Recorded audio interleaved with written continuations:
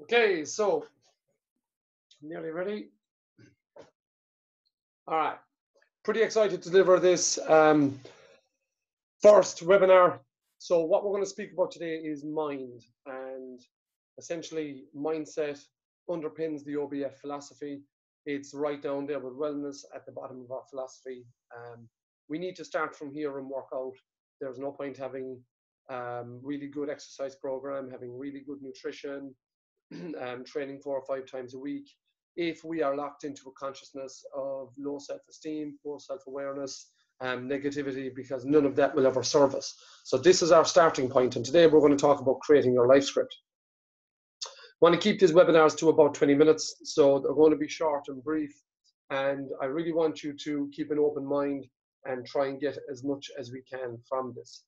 So looking at our OBF philosophy, you can see that mind and wellness underpin movement quality. These are the principles of movement. What I mean by movement, it goes beyond just the physical training. It also goes into the mental, the emotional, and the spiritual development. In terms of self-awareness, first of all, we want to create self-awareness so that we have a better understanding of ourselves.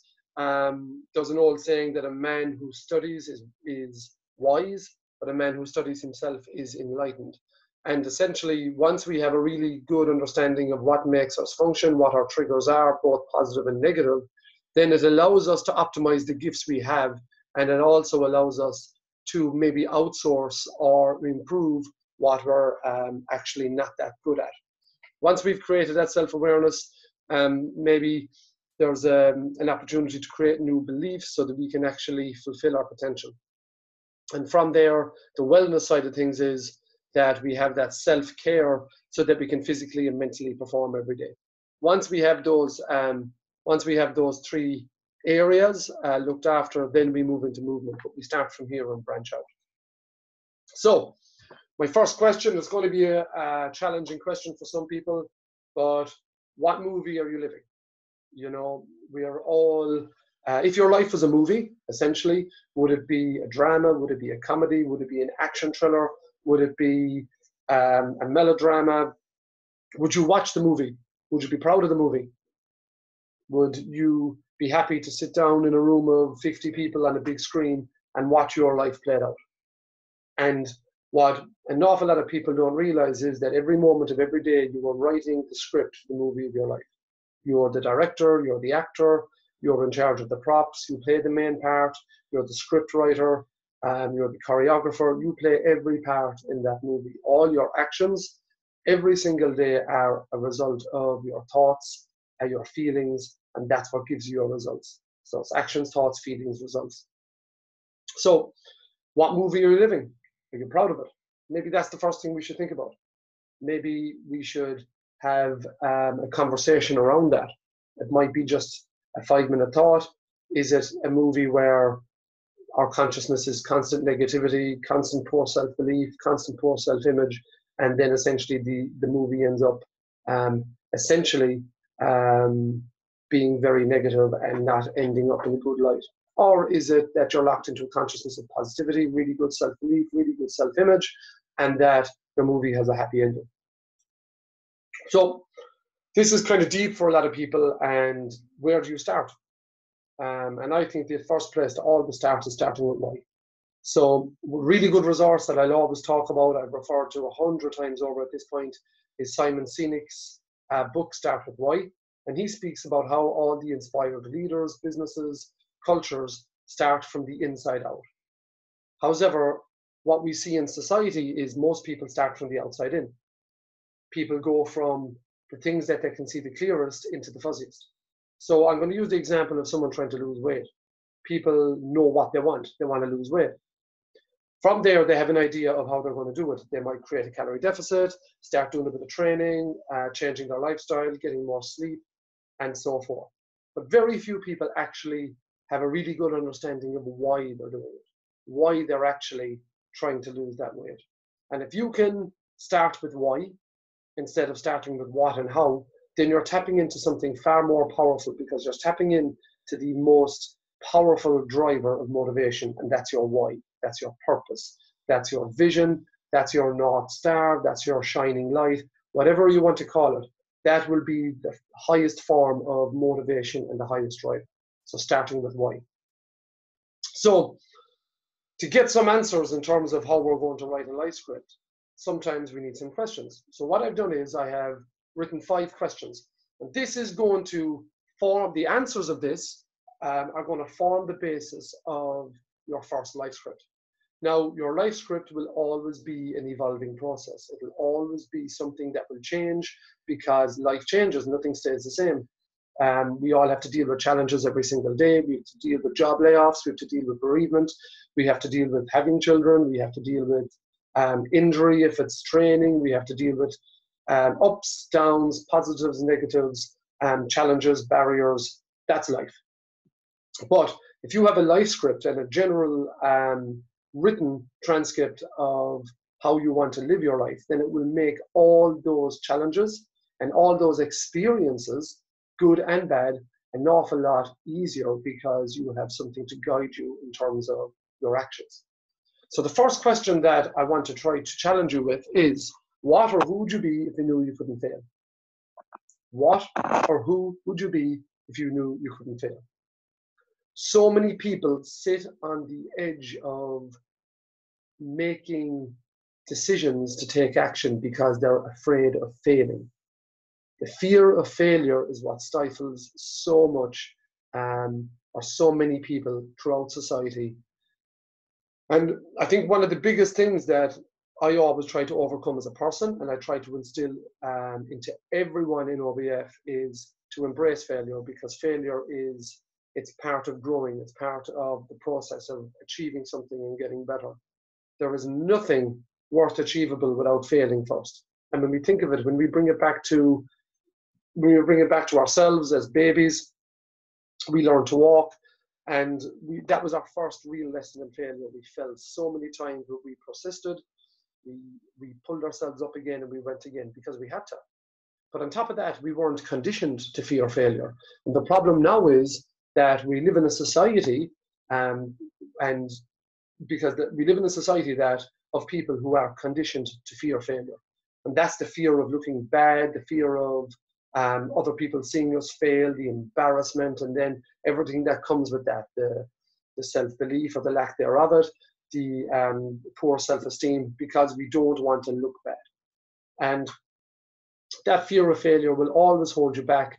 And the biggest failure of all is not actually trying and not actually making an attempt at something. That's the biggest failure of all. So that's question 1. Who or what would you be if you knew you couldn't fail? Question number 2, what are your core personal values?